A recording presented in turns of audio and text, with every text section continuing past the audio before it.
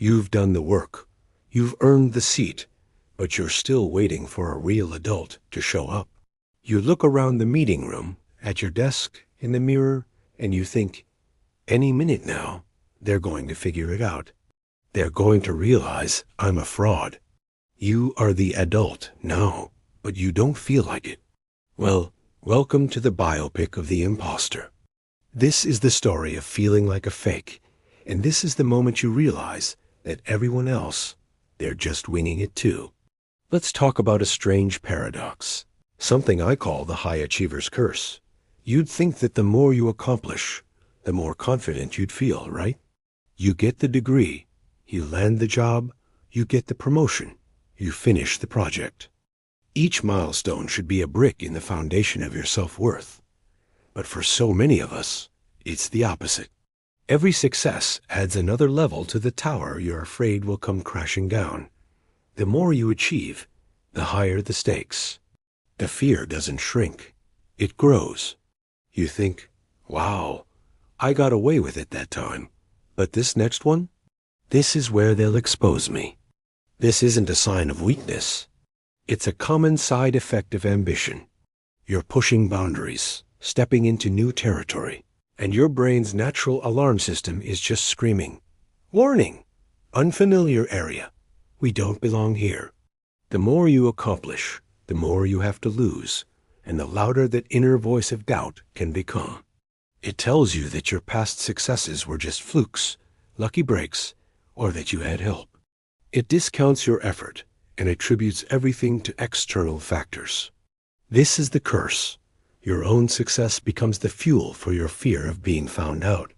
And this leads us directly into another trap, the perfection trap. This is the little voice that whispers. You can't speak up in that meeting until you know every single detail. You can't start that project until you've read every book on the subject.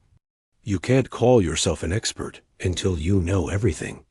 It's the belief that you have to know everything to know anything. It's an impossible standard. Think about it. Does the most experienced surgeon in the world know everything about medicine? No. Does the most celebrated artist know everything about art history and technique? Of course not. They have a deep well of knowledge, but it's not an infinite ocean. The perfection trap keeps you silent. It keeps you from starting, and it keeps you small. It frames expertise not as a journey of continuous learning, but as a destination you must arrive at before you can even begin. The reality is that true competence isn't about having all the answers. It's about knowing how to find the answers. It's about being resourceful, being curious, and being willing to say, I don't know, but I'll find out. The pressure to be perfect is paralyzing. It stops you from sharing a great idea because it's not a perfect idea. It stops you from applying for a job because you don't meet 100% of the qualifications. We have to break free from this all-or-nothing thinking. Contribution is more valuable than perfection. So, what happens when we inevitably fall short of this impossible standard? We make a mistake. And for someone trapped in the imposter mindset, a mistake isn't just a mistake. It's a verdict. It's the proof you've been dreading, the evidence that confirms you are, in fact, a fraud. We need to fundamentally reframe what failure means. A mistake is not a verdict on your soul. It's data. That's it. It's information. When a scientist's experiment fails, they don't throw their lab coat on the floor and declare themselves a disgrace to science. They look at the results and say, okay, that approach didn't work. Why? What can we learn from this? What will we try differently next time?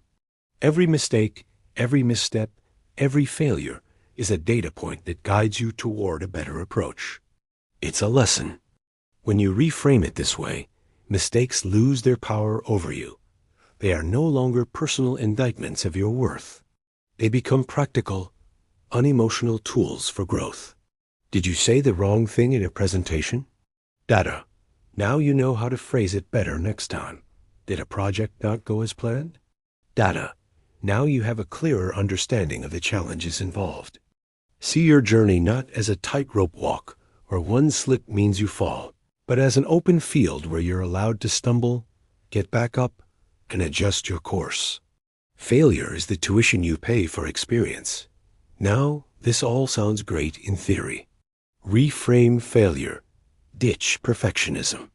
But how do you actually start feeling more confident when your brain is telling you you're a fake? This is where the confidence hack comes in. And it's beautifully simple. Act until the action becomes your reality. This is not fake it till you make it in the sense of being deceitful. It's about behavior. It's about recognizing that our feelings often follow our actions, not the other way around. You will likely never feel 100% ready. You will never wake up one day and magically be cured of all self-doubt. So, you have to act despite the feeling. Act as if you belong in the room. This means taking a seat at the table, literally. It means speaking up in the meeting, even if your voice shakes a little. It means starting the project, even if you don't have all the answers. It means hitting publish on that post. Each time you take the action of a confident person, you send a signal back to your brain.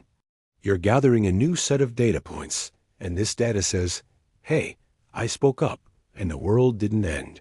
I started the project, and I figured it out as I went. I took a risk, and I survived.